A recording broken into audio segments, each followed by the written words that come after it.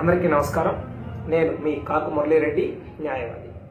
ఈరోజు మన లీగల్ పాయింట్లో అసలు లీగల్ నోటీస్ అంటే ఏంటి, అడ్వకేట్ పంపించేటువంటి నోటీస్కి, కోర్టు పంపించేటువంటి నోటీస్కి తేడా ఏంటి, ఏ సందర్భాల్లో ఈ నోటీస్ని పంపిస్తారు అన్నటువంటి విషయాల్ని మనం అర్థం తెలుసుకున్నటువంటి ప్రయత్నం చేద్దాం. అసలు లీగల్ నోటీస్ అంటే చట్టబద్ధమైనటువంటి నోటీస్ ఏదైతే మనకి పంపిస్తారో దాన్ని మనం లీగల్ నోటీస్ అంటారు. లీగల్ నోటీస్ అనేది కోర్టులో కేసు వేయబోయే ముందు అడ్వకేట్ నుంచి వస్తుంది, వారి యొక్క క్లయింట్ తరపున, లేదా మనమైనా వేరే వాళ్ళకి పంపిస్తాము అడ్వకేట్ తరపున. ఇప్పుడు ఒక సూట్ ప్రామిసర్ నోట్ కేసులో అనుకోండి, ఇప్పుడు మనకు రావాల్సినటువంటి నగదుకు సంబంధించి వివరాలను తెలుపుతూ ఈ విధంగా మీరు మొత్తాన్ని ఇవ్వాల్సి ఉంది, మీరు ఇవ్వకపోవడంతో కోర్టును ఆశ్రయించాల్సి వస్తుంది అనేది అంటే ఇన్ టైం పీరియడ్లో వేసుకుంది.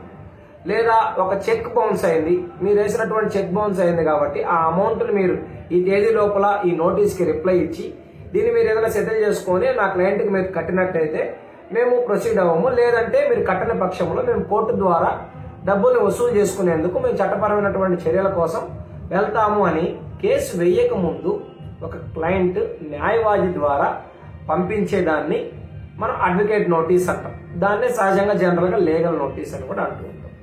అయితే కోర్టు నోటీస్ అనేది ఏంటి అంటే కేసు ఫైల్ చేసిన తరువాత, ఇప్పుడు కొన్ని గ్రౌండ్స్లో ఇప్పుడు మన డివర్స్ కింద, క్రూయల్టీ గ్రౌండ్స్ కింద వేసేటప్పుడు ఏంటంటే మనకు ఖచ్చితంగా డివర్స్ కావాలన్నటువంటి ఉద్దేశంతో వేస్తాము కాబట్టి ముందస్తుగా నోటీస్ పంపించడం ద్వారా సెటిల్ అయ్యేది కాదు కాబట్టి అది కోర్టు ద్వారానే సెటిల్ అవ్వాలి కాబట్టి మనం కోర్టులో ఫైల్ చేసిన తర్వాత వారికి అన్ని పరిశీలించి ఆ కేసు నెంబర్ అయిన తర్వాత కోర్టు నుంచి ఎవరైతే రెస్పాండెంట్ ఉన్నారో లేదా డిఫెండెంట్ ఉన్నారో వారికి కోర్టు ద్వారా వెళ్ళేటువంటి నోటీస్ని కోర్టు నోటీస్ అంటారు.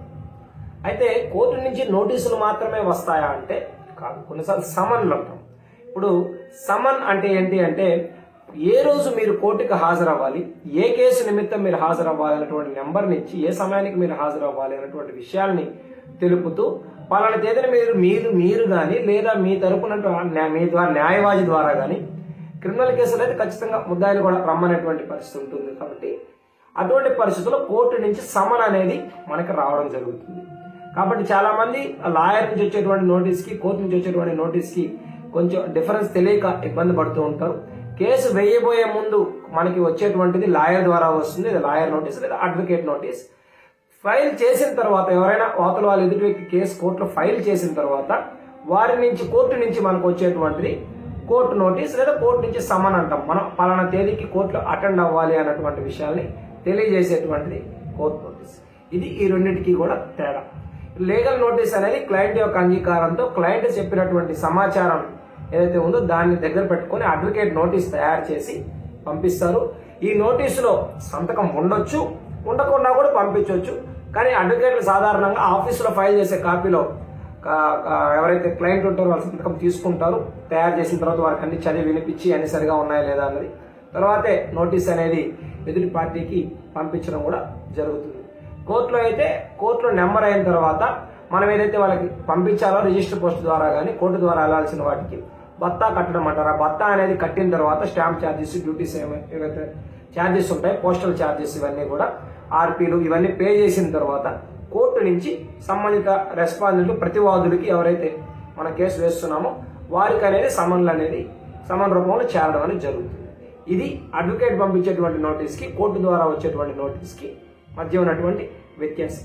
మరెన్నో లీగల్ వీడియోలు తెలుసుకోవడం కోసం, మరిన్ని ఉపయోగపడేటువంటి సమాచారం తెలుసుకోవడం కోసం మన కాకు మురళీరెడ్డి ఛానల్ని సబ్స్క్రైబ్ చేయండి.